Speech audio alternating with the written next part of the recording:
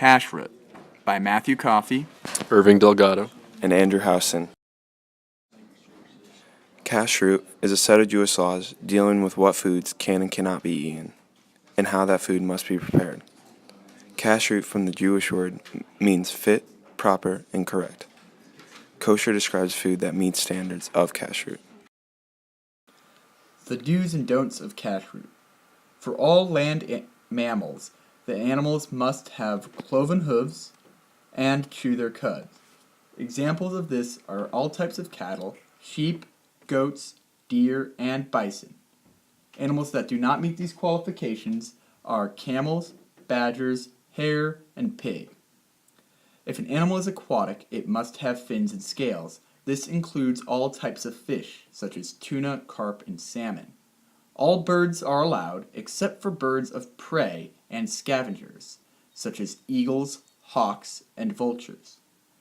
All insects, rodents, reptiles, and amphibians are not allowed under Kashrut. Originally, some insects were allowed, but it was unclear which, so today none are eaten. No parts from, eggs from, or milk from any of the animals that are not allowed are allowed as well. This means no to rennet, a key ingredient in hard cheese. Also, certain parts like nerves and fat around vital organs are banned. However, all plants, including fungi, are allowed. Kasher preparation. In kosher slaughter, meat must be slaughtered in accordance with Jewish law, also referred to as a shashita, or slitting the throat. No disease or organ damage must be present in the animal, and the blood must be drained within 72 hours. This does not apply to fish, and this is also considered the most humane way of killing the animal, as well as the most sanitary way of killing and eating an animal. In regards to the separation of meat and dairy, no meat and dairy can be eaten together. This also applies to fish. You can't serve it with meat. However, you can serve fish and dairy. And you must eat pari food between dairy and meat. The utensils are reserved for meat, dairy, or pariv. They can be made unkosher by mixing in the presence of heat, and these are also cleaned by ritual cleanings. Bread and wine must be made by the Jews. This prevented intermarriage between Jews and non-Jews. Keeping your kitchen kosher. To keep your kitchen kosher, you must separate meat and dairy.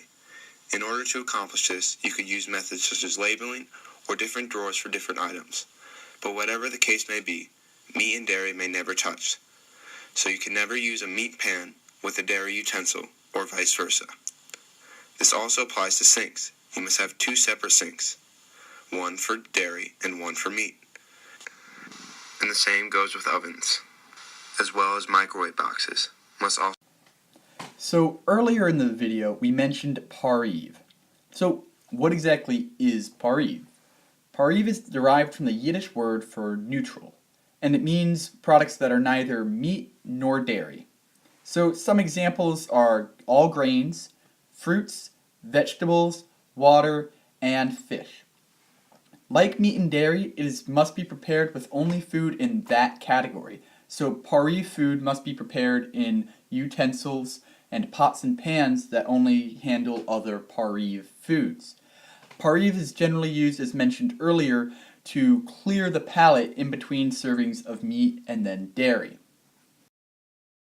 So where does one find the rules? The rules are based on family tradition and temple regulations.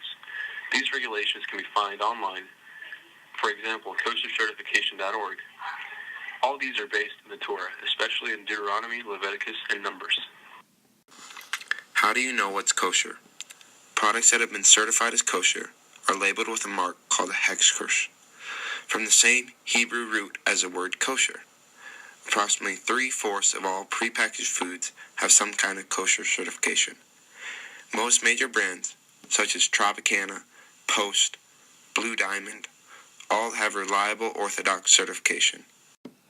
Differences in Kashrut. Kashrut differs widely based on which sect of Judaism is practicing it.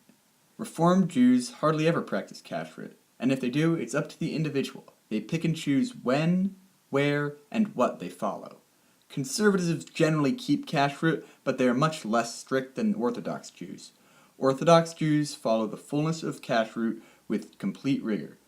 Often for Orthodox and conservative Jews, it is left up to the rabbi at individual temples.